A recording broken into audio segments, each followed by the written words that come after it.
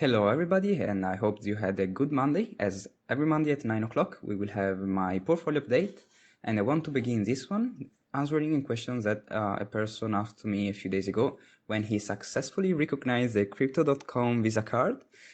For anyone who doesn't know, it is a card that gives you cashback from 1 to 8% for whatever purchase you do. It's a Visa card. I use it for like more than a year, and it's just fantastic. Anyway, well done that you recognize it, and well done even more if you subscribed, so I can answer your question a bit better than what I did previous days.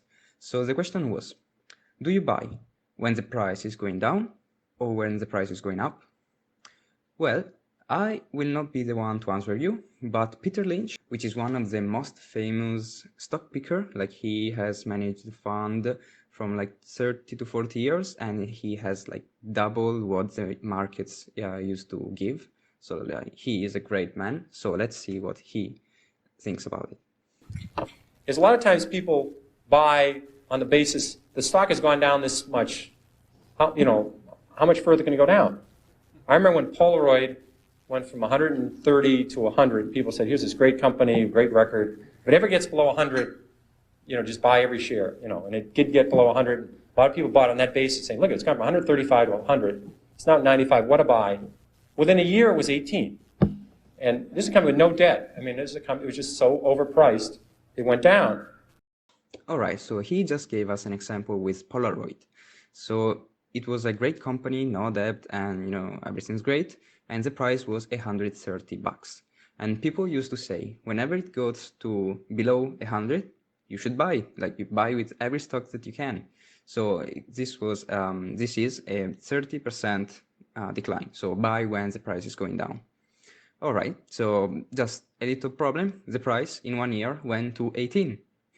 So what he is saying that if you buy with you have a buy low strategy, how can you say how much the price will actually go down? How can you be sure that it's going to 30 and not 40% or 50%? And do we have some crypto examples here? Yeah, of course. We have like Bitcoin. Oh yeah, something very important to say. The Polaroid has gone from 130 to 18, he said, because it was overpriced. So the business was great. It has nothing to do with the core business itself, just that too many people has bought it. The price was too high and was not in line with what the revenue, the earnings of the company were actually at the time. So do we have some examples regarding crypto? Yeah, we have many examples. So this was what analysts usually say Bitcoin winter. So there is Bitcoin halving, which is like the miners are compensated with half what they used to have. So since they have half the earnings, the price should double or triple in order for the miners to receive the same amount in a USD. And that's why it usually go up. And in fact, it went up for overline 1,200. But this is not double or triple. This is like 12 times more. And so since this was overpriced, the price went down to like 60% in a few months, like from December to February.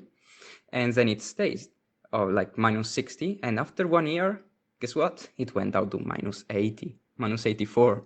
And so this is quite a bad fall. Here we are in a similar period. I mean, it went up from, let's say this is the mean of around 600. Well, actually we have 500, so 5 times more.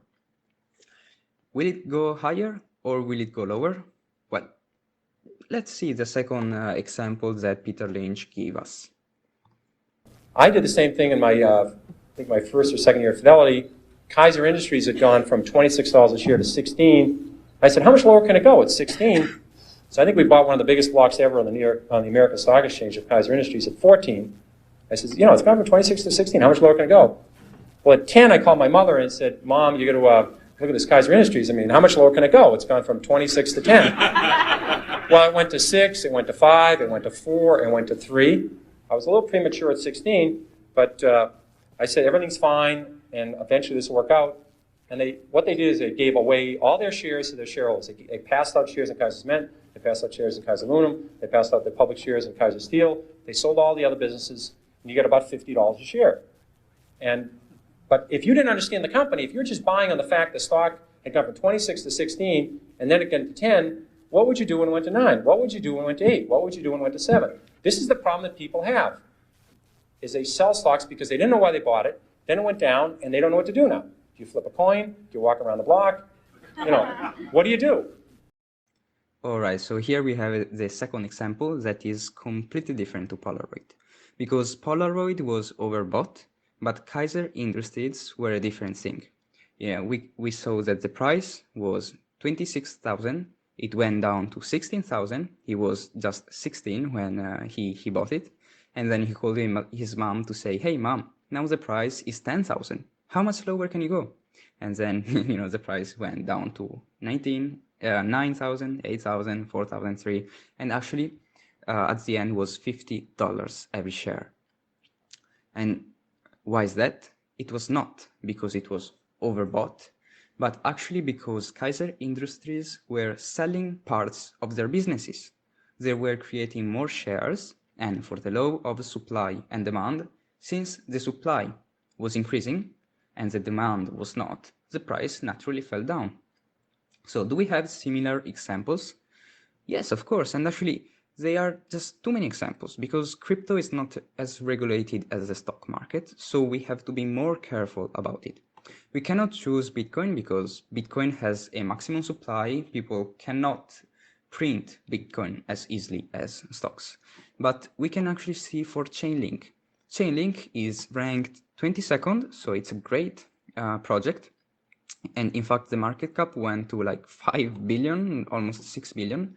But guess what? In 1 year, the price didn't change at all. It even went a bit down.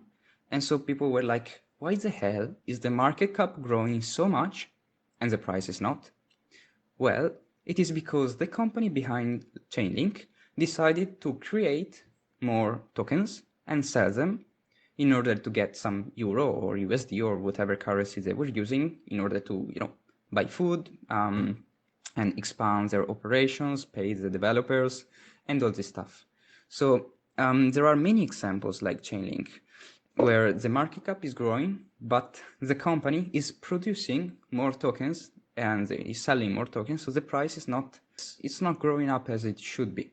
And that's why I really love Presearch. Presearch has a maximum token supply of 500 million, so they cannot print any more tokens. If you don't know, Presearch is a search engine that I just love. You can check it as well as Decenter on my YouTube channel. I really suggest you to do that. Actually, to answer the question, do I buy when the price is going down or when the price is going up? Well, I don't think it's a real question. I mean, the question itself should be changed. And what I do is I found good companies, good teams, a good project that I think that will produce more money than what is doing now. So regarding Bitcoin, will Bitcoin be adopted more and more? So will people pay more to do Bitcoin transactions? Yes, definitely. And also we will see later like some news regarding that I really would like to share. And also like for Presearch, will people start using more Presearch? I think so. And so people will start paying Presearch in order to show ads of their businesses on this search engine.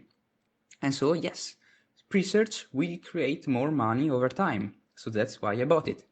And then only after this, I see the price. Is the price overvalued or not?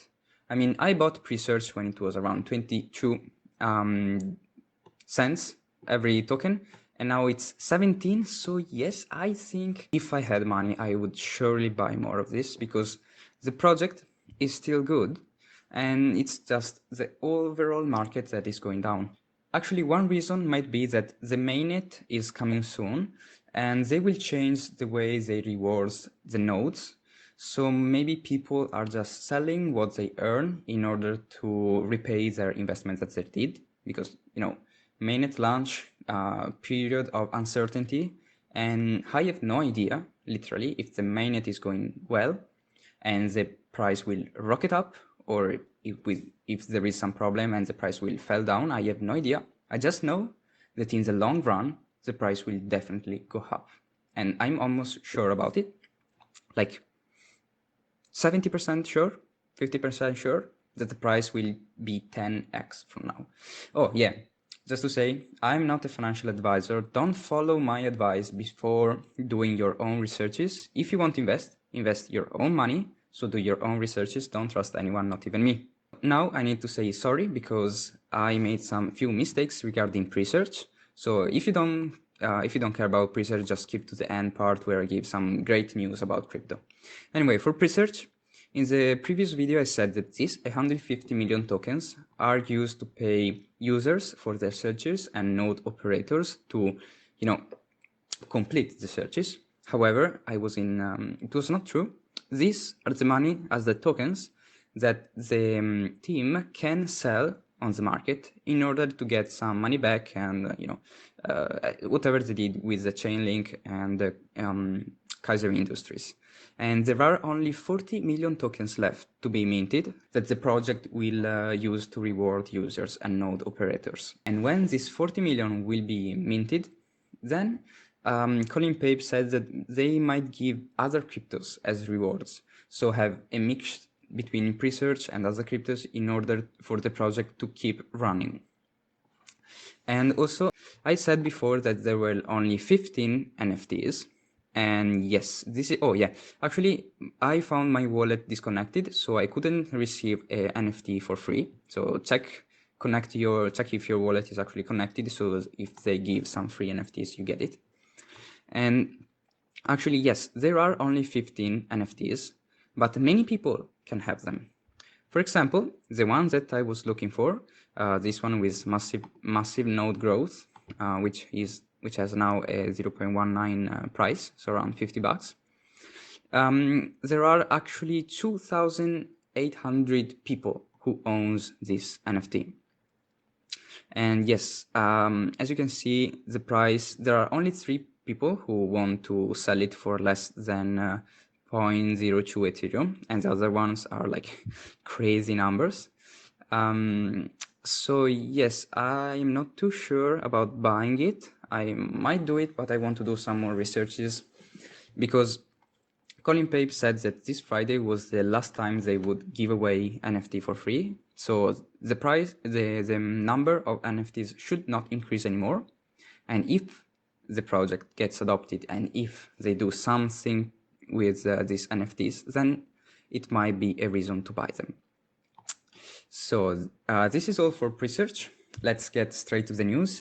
I'm very happy to hear that some people from Ukraine, well, actually, I fully support Ukrainian people and even Russian soldiers who has to obey Putin. I really hope that this war will not last long. But I'm not here to give any political opinion. I just want to say that I'm happy to see that some Ukrainian people who left Ukraine without money remember that they have a Bitcoin wallet, went to a Bitcoin machine and sold the Bitcoin to get some cash. So they were actually able to live with the money that they had with Bitcoin. So I'm happy because I can finally see Bitcoin as a higher form of currency that anyone, really anyone, can use to protect themselves from things like wars or states going insane or banks going bankrupt. I mean, Bitcoin now, for those Ukrainian people, was like their last hope because they didn't need to carry any wallet or gold under their arms. They just need to remember their wallet address and their password. And that's all we need to know in order to have some secure money somewhere in the internet. And literally anyone, anywhere where internet is, we can have access to this money. So thumbs up for Bitcoin. And another great news is actually, I don't think it's really news, but I had to send a wire transfer to my mom. And I was so used to do it with crypto that I forgot that it needed to take 1 business day. And I was like, man, 1 business day, really? And I cannot even see if the money has actually arrived to my mom. I mean, in the crypto, you just need to wait like a few minutes or in half an hour at most with Bitcoin, and you can actually see where the money is going to. You can check. It's full transparent. Anyone can see it.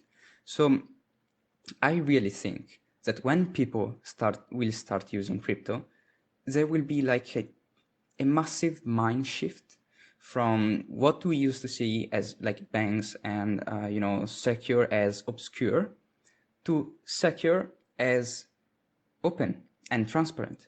And I think this will be a revolution, and I cannot wait to see it. But we still have a long way to go because, for example, Visa can process like thousands of transactions per second, even though Visa itself says that it can process like 20,000 transactions per second, while Ethereum can process only 15 transactions per second. So yeah, some people optimistically say that just in a few years, we could actually see growing the number from 15 to almost hundreds of thousands of transactions, because now Ethereum is shifting from ETH 1.0 to 2.0, and this should have many algorithms that implements the strategy to bundle together transactions and stuff like that. But realistically, I think that we will need still like 5 to 10 years, maybe 5 years, to see the numbers growing on pair to Visa transaction. And at that time, yeah, crypto will probably be adopted worldwide. Well, it would start be adopted worldwide. And not just crypto, like if we can just put crypto aside for a minute, because this is an investment channel, so I have to talk about crypto because I like them so much. But the blockchain is what I really want to see, because blockchain can be separated from crypto. We can already see some real usage. I talked about San Marino, the small state inside Italy that decided to make green passes, so COVID vaccinations certificates, using NFT technology, so blockchain technology. And even Amazon decided to implement blockchain technology to organize their merchandise, their goods.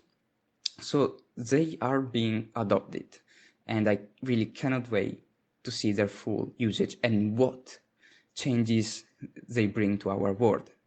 That's all for the episode. Thanks for watching. If you liked it, hit the thumbs up button and subscribe if you want to hear more about such great projects. Goodbye.